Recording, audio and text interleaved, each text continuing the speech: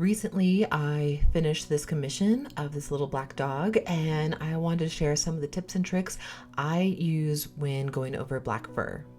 So, as I sit down at my drawing desk, you can see I like it at an incline. It's so much easier on my back and neck.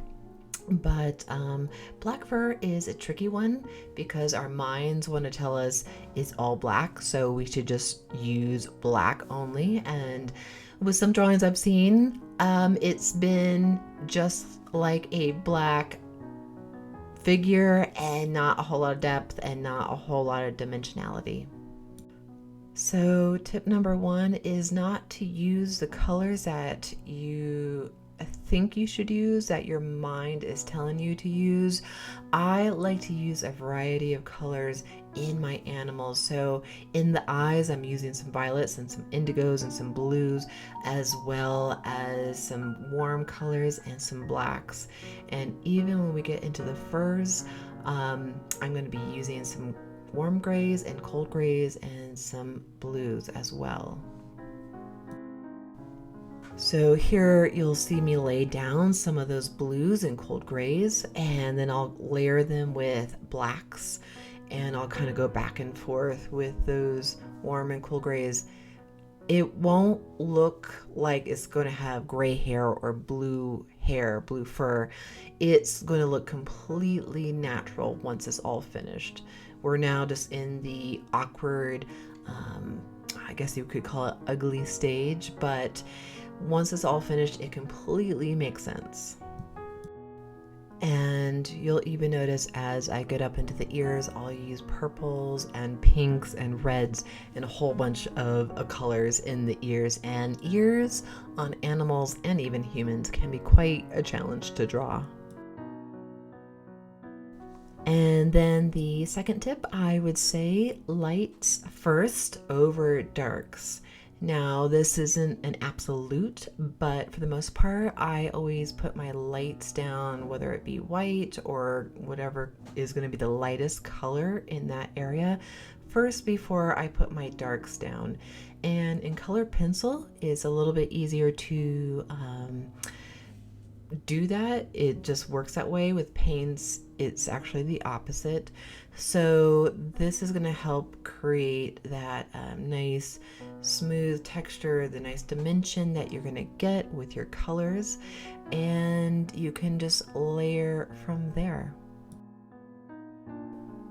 Going back to my first tip on using different colors, you can see in the ear here I am using pinks and again purples, and I'm going over it back and forth again, starting with those light layers as I said in tip 2, and then slowly adding and adding and adding those layers in there so you can see the ear really starts to come to life. I find the ears of a dog or cat to be one of the most challenging because they can have that abstract coloration within them, and allowing yourself to use a variety of colors really can help render a really beautiful pair of ears in that animal.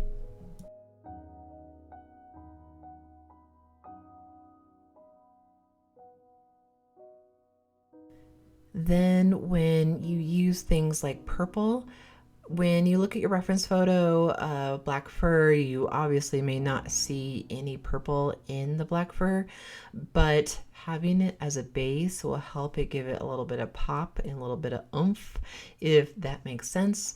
And you're going to be definitely coloring over it. So that leads me to my third tip, and that is layering. So when I put my lights down first, I put them in light layers so that I can do many layers. And with color pencil, I feel like I'm just doing countless layers.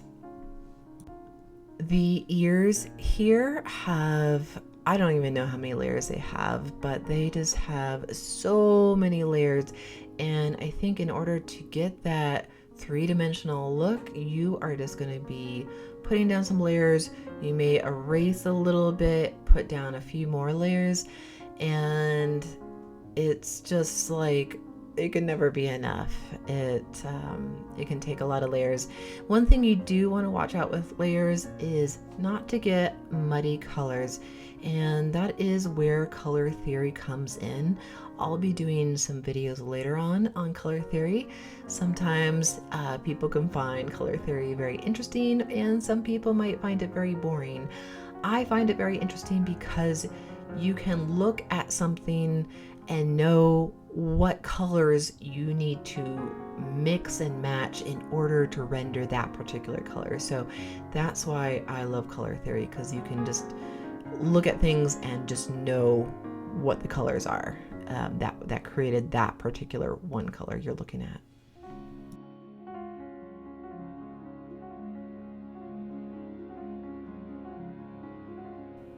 So you'll see how the grays and the blues that I use for the upper right portion of the dog's head, that will be our upper left-hand portion, it looks natural, it looks completely normal, but I used blues and grays that are not of the actual black fur itself, but to create that shine and sheen and dimensionality, I'm going to use those colors. So don't be scared to use them. It's going to make your art piece look so much more real and so much more like a photograph.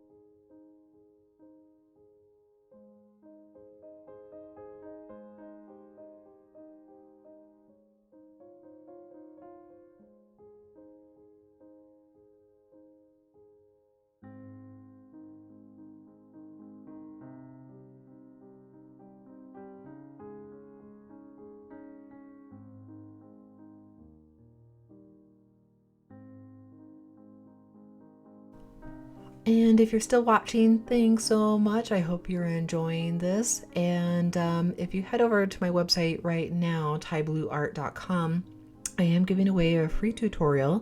It's a short one on drawing an eye with Big Pen.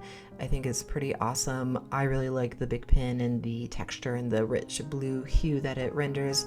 And so you can get that on my website, sign up for the email list, stay up to date with my offerings and courses that will be coming out really soon.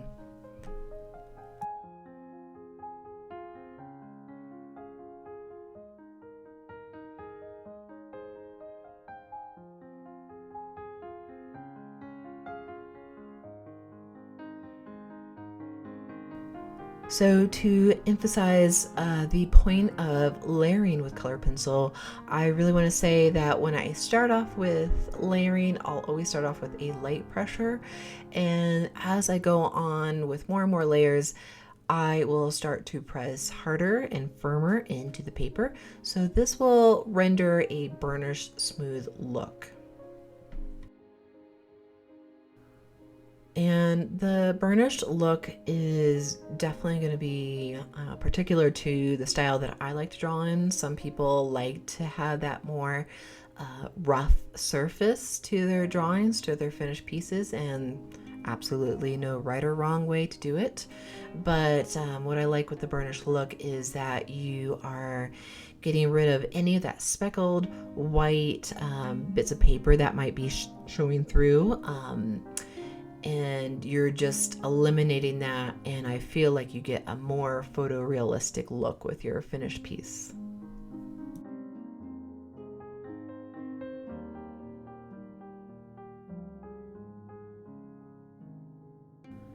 I don't think I showed it, but I did draw the white into the chest here so that when I do add some of the shadows within the chest, it will blend in nicely with that white colored pencil.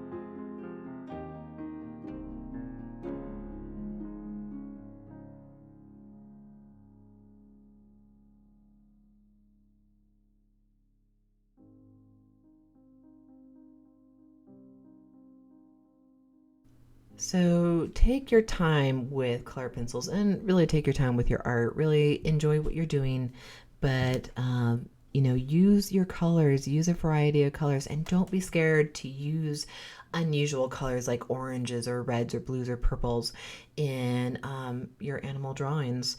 That could really render some really awesome finished pieces. And especially in places like portraits, faces, definitely use those layers. That is going to be your friend, and it's also going to be a little bit more forgiving. If you make a mistake, it's easier to go back and delete rather than if you go in with one single firm layer to begin with. And then put your lights down first and add your darks to the top. Sometimes you might change it up a little bit differently. You might actually put those darks down first, especially if you're trying to kind of map things out and create an outline of the area that you're drawing. That's perfectly fine. But in an area where you are creating layers, definitely lights first. Thank you so much for joining me on this time-lapse tips and tricks. I hope to see you again soon, and go to my website taiblue.com, sign up and get your free tutorial. Always like and subscribe here, and I will see you again soon. All right, bye.